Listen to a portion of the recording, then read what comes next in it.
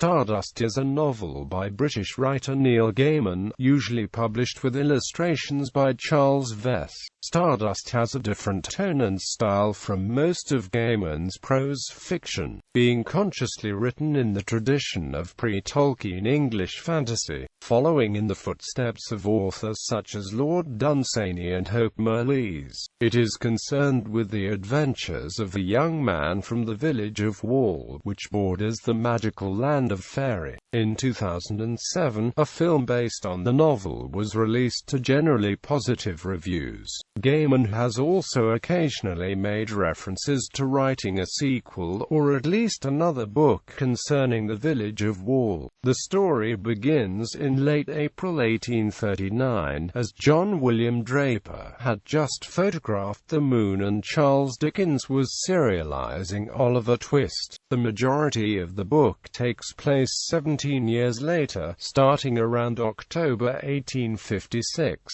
Main characters: Tristan Thorn, the book's main character, a half-fairy creature raised by his father Dunstan Thorn and stepmother Daisy, whom he believes to be his mother. Tristan foolishly promises to retrieve a fallen star for the girl he wants to be his sweetheart, Victoria, and so unexpectedly finds the beautiful Yvain, a fallen star, which Tristan vows to find and bring to Victoria Forrester.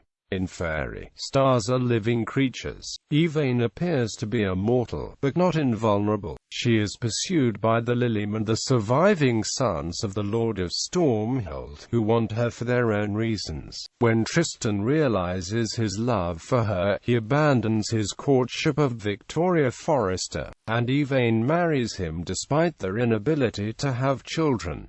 Dunstan Thorn, Tristan's father, main character in the beginning of the book. He visited the Wall market to find a gift for his sweetheart Daisy Hemstock, and ended up fathering Tristan by Madame Semel's abused slave girl, Lady Una. Prior to this, he had bought a crystal snowdrop from this girl, and later given the flower to Tristan. He is married to Daisy, who is the mother of Tristan's half-sister Louisa. Victoria Forrester, a resident of Wall, described as the most beautiful girl for 100 miles around.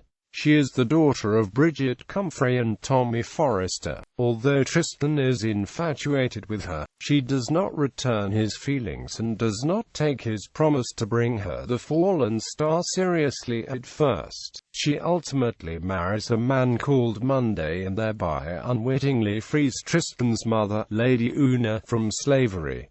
The Lord of Stormhold. The 81st Lord of Stormhold is an old man who rules Stormhold until his death. At the beginning of Stardust, he has 4 dead sons and 3 living ones, in addition to his long-lost daughter, Una. The dead sons appear as ghostly observers, while the living sons constantly plot to kill each other to succeed the father as Lord of Stormhold. Lord Septimus, the youngest and most ruthless of the Lords of Stormhold. He is, by nature, a skilled assassin and has succeeded in murdering the majority of his family.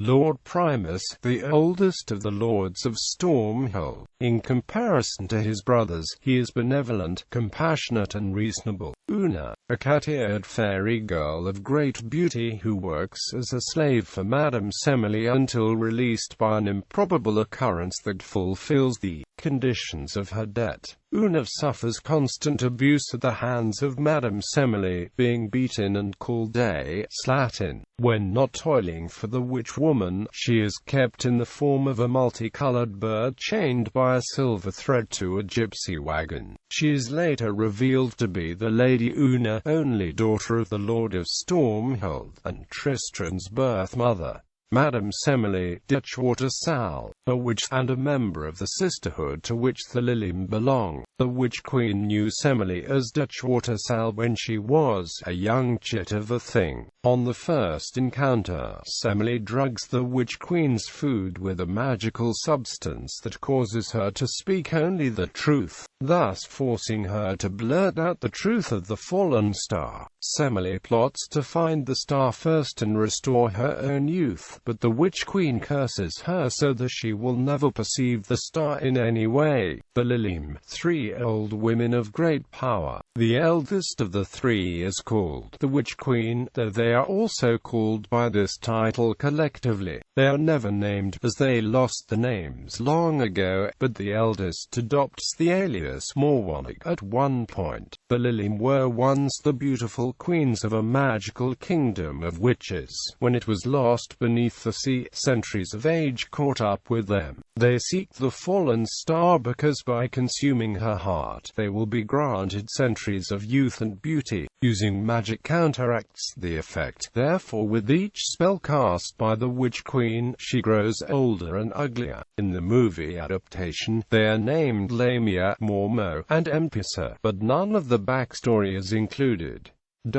Plot. On the outskirts of Wall, a small town in rural England, the fairy market is held every 9 years on the other side of the wall, dividing fairy, a mystical realm of magic, from our world, and for which the town of Wall is named.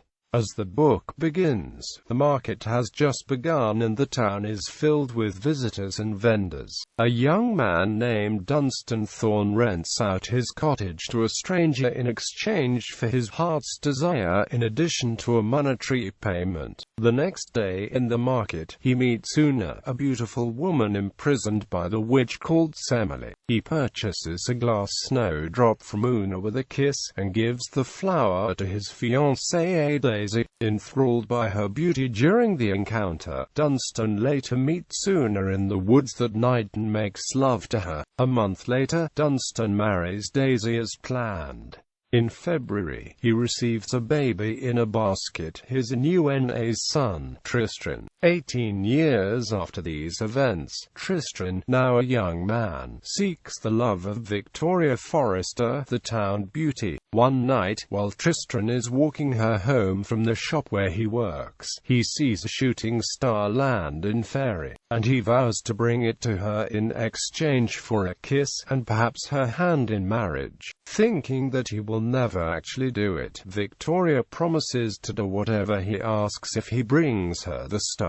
Tristan tells his father of the bargain, and Dunstan gives Tristan the snowdrop, as well as helping him pass the guards at the wall by alluding to his fairy heritage. Tristan enters Fairy and begins his search for the star. At Stormhold, in Fairy, the king of Stormhold gathers his sons to determine who will be his heir. He hurls the power of Stormhold, a topaz that marks its bearer as the ruler of the land, into the sky, knocking that self-same star from the sky. He then dies, and his sons leave together. Septimus departs on his own after poisoning Tertius at nearby inn. In a small, grey house in the woods, 3 ancient and mighty witches known as the Lilim learn of the fallen star by reading the entrails of a dead goat, and the eldest of the Lilim consumes the last reserves of years later revealed to be the heart of another fallen star, to become young again. She meets a farm boy, Brevis, at a crossroads, takes his goat and transforms him into a second goat, using the 2 animals to pull her small chariot. Tristan meets a small hairy man who helps him through the woods. After Tristan helps them escape deadly trees called Cerewood, he learns he has the ability to find any location in Fairy. Tristan is taunted by tiny fairies, who say that he is soon to face his true love's scorn. The hairy man gives Tristan a new outfit, a silver chain like the one used to imprison Una, and a candle stub which allows one to travel great distances quickly while it burns, which he explains by referencing the nursery rhyme, "How many miles to Babylon?" Tristan uses the candle to quickly reach the fallen star, but is surprised to find that the star is actually a young woman named Yvain, whose leg was broken in the fall. Yvain hurls mud at him and continuously insults him. He resolves to bring her to Victoria anyway, tying her to him with a chain. However, the candle goes out before he can return, so the two sleep for the night. The next morning, Tristan tells Yvain about his promise to Victoria and his intention to bring Yvain to her. Tristan makes Yvain a simple crutch to help her walk as her broken leg hinders her movement. They arrive at a clearing where they witness a fight between a lion and a unicorn over a golden crown. Yvain asks Tristan to help the unicorn when the lion was about to kill it. Tristan, remembering the old nursery rhyme, "The lion and the unicorn," picks up the crown and gives it to the lion. With the crown upon its head, the lion slips away into the forest. Tristan and Yvain spend the night at the clearing beside the wounded unicorn. Yvain escapes on the unicorn when Tristan leaves in search of food.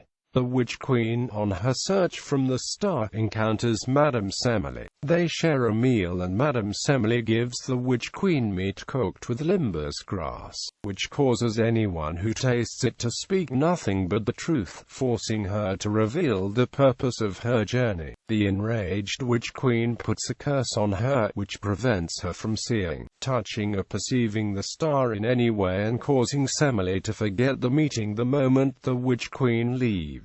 On discovering that Yvain is gone, a despondent and regretful Tristan spends the night under a tree. Tristan talks to a tree who says that Pan, the spirit of the forest, told her to help him. The tree tells Tristan that there are people looking for Yvain and that there is a path in the forest with a carriage coming down it that Tristan can't miss.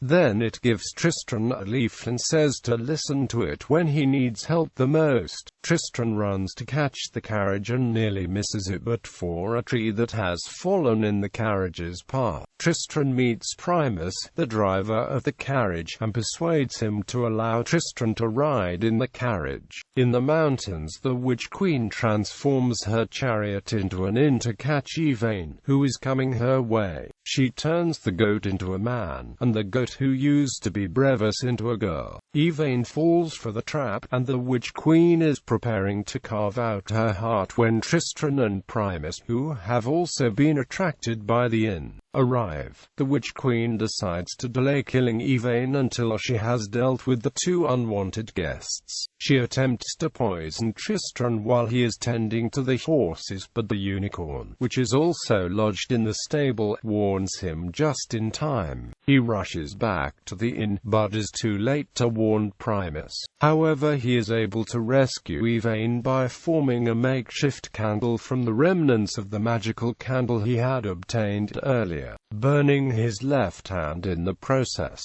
Shortly afterwards, Septimus arrives and finds Primus's body. He sets off in search of the Witch Queen, to fulfill an obligation to avenge his slain brother and the Topaz, to claim his birthright as the last surviving son of Stormhold. Tristan and Yvain escape the Witch Queen, but find themselves in an almost equally perilous situation. They walk past many scenes in the light of the candle, but eventually end up stranded on a cloud, miles above Fairy. Fortunately, they are rescued by the crew of a passing airborne ship. The captain of the ship agrees to help them on the way back to Wall, hinting that he is part of a mysterious fellowship that wants to help Tristan for some unspecified reason. Tristan expresses regret for chaining Yvain up. The star reveals that while Tristan no longer intends to force her to accompany him to Wall, the custom of her people dictates that,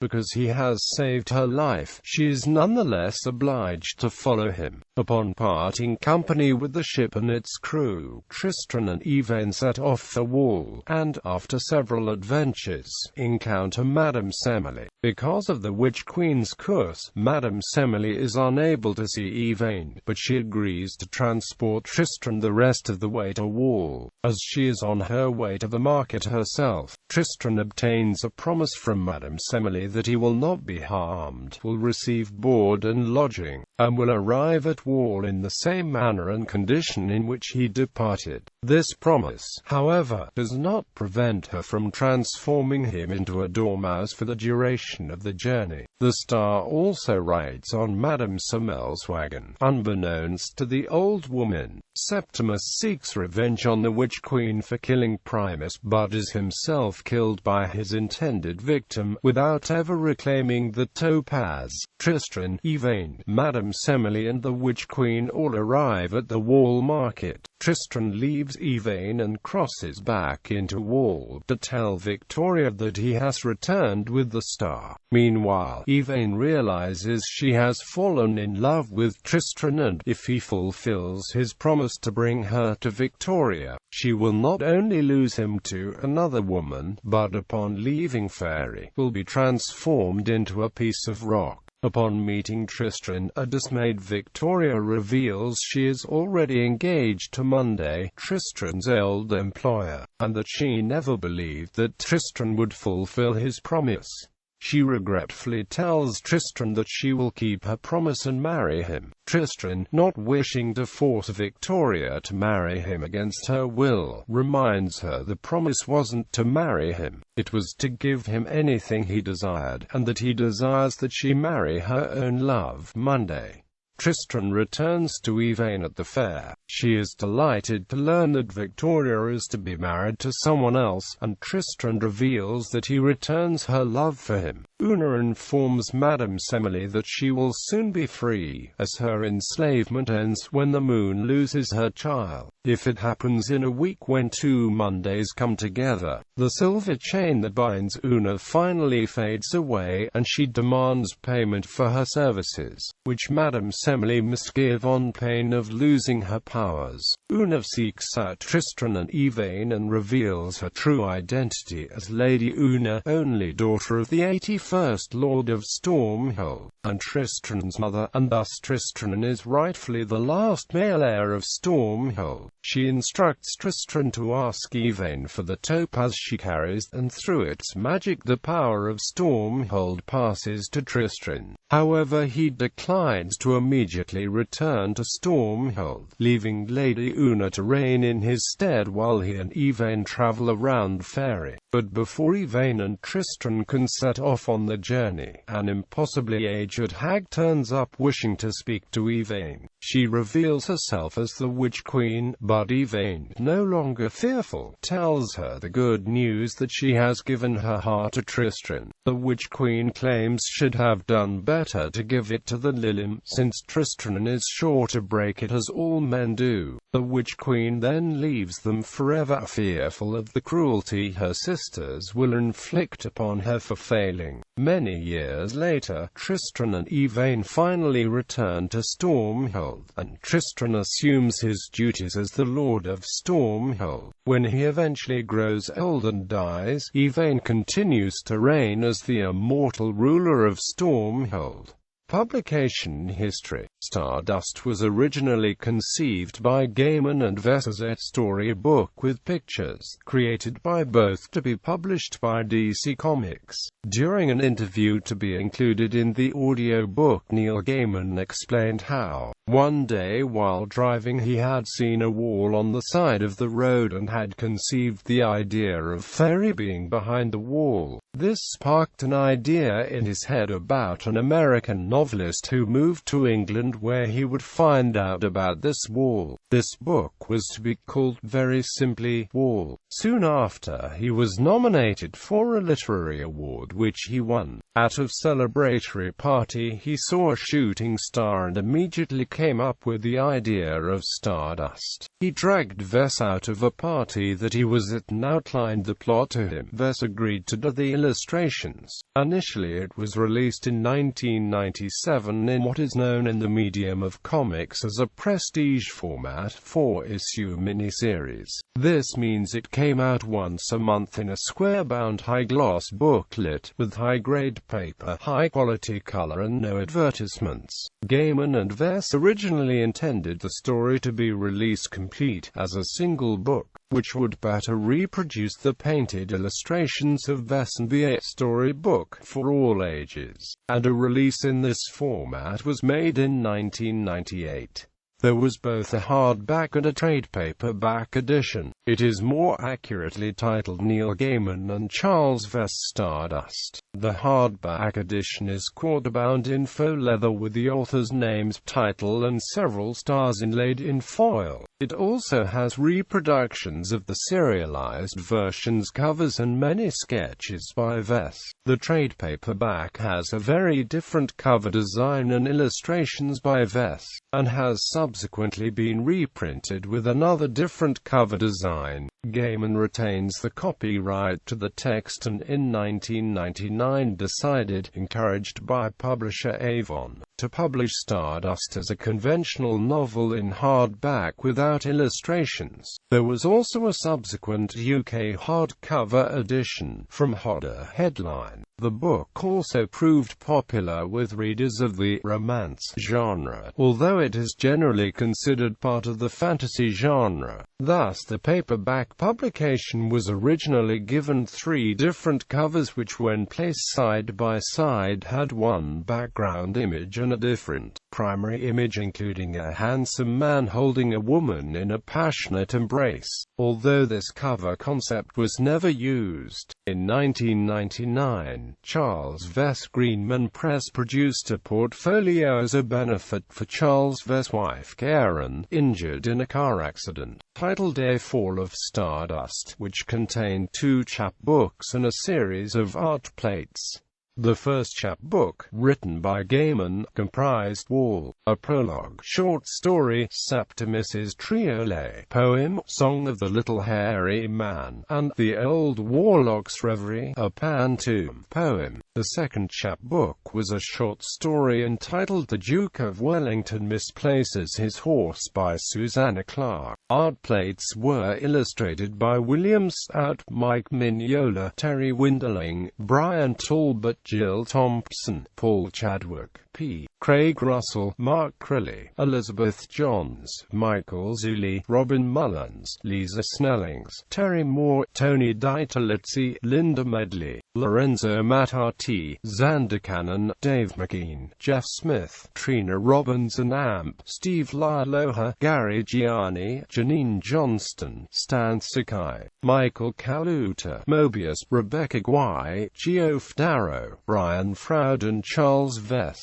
Several plates were colored by Eric Olive. Todd Klein worked with Charles Vess to create the unique logo. Those who order this collection directly from Greenman Press received an additional art plate by Sergio Aragonés. In July 2007, a new hardcover edition was published by Vertigo containing approximately 50 pages of new material, including new artwork and information on the production of the book. Awards. The original DC Comics series was the top vote-getter for the Comics Buyer's Guide Fan Awards for Favorite Limited Series for 1998 and 1999. The collected edition of the series was the top vote-getter for the Comics Buyer's Guide Fan Award for Favorite Reprint Graphic Album for 1999. In 1999, the Mythopoeic Society awarded it the Mythopoeic Fantasy Award for Adult Literature. The novel was nominated for the Locus Award that same year. In 2000, it received an Alex Award from the American Library Association. Citations